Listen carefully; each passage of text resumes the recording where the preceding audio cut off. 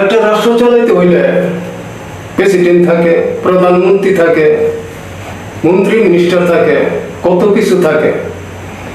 কিন্তু একটা সংসার চালাইতে হইলে স্বামী, স্ত্রী এবং তার ছেলে মেয়ে অথবা পোলাপো, এই কয়জনে মিললে এই সংসারটা পরিচালনা করে। কিন্তু দেখা গেছে অনেক সংসারের মধ্যে অনেক অঘটন ঘটে থাকে, ঝগড়াঝাটি, হিংসা, বিদ্বেষ, অনেক কিছুই ঘটে থাকে। কিন্তু কারণ কি? কিন্তু কেউ কারো লোক নেই, কারো কথা কেউ সহ্য হয় না। কিন্তু আজকে আমাদের জানা নাই বুঝলা সংসারের মধ্যে এরকম ঘটনা ঘটে। যেরকম মনে করেন সংসারের মধ্যে পুরুষ হয়েছে প্রধানমন্ত্রী, মহিলা হয়েছে, তার স্ত্রী হয়েছে প্রেসিডেন্ট, আর তার ছেলে হয়েছে মন্ত্রী বা মেয়ে হয়েছে মন্ত্রী, মিনিস্টার। এদের নিয়েই সংসার পরিচালনা।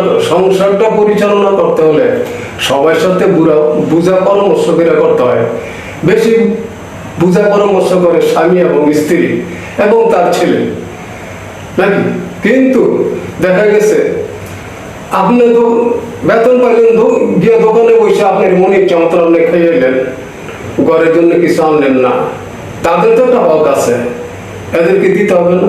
এদের একটা হক আছে, আপনার স্ত্রীর হক আছে, আপনার ছেলের বউর হক আছে, মেয়ের হক আছে। এরা কার কাছে চাইব? কিন্তু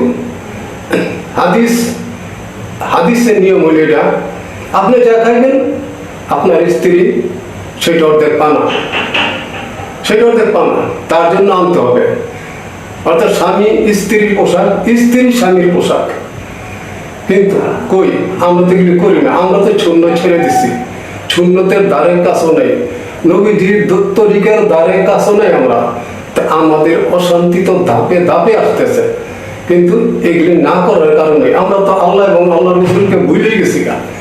কই আল্লাহ, কই রসুল, কই আমরা।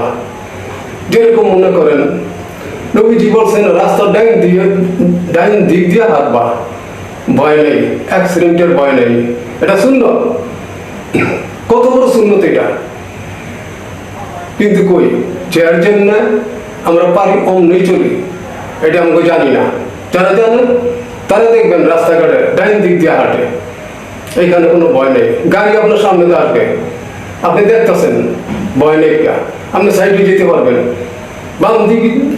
বাম দিকে হাঁটলে গাড়ি আপনি পিছন দায়িত্ব আপনাকে লাগাই দিব, সুন্নত আদায় হয়।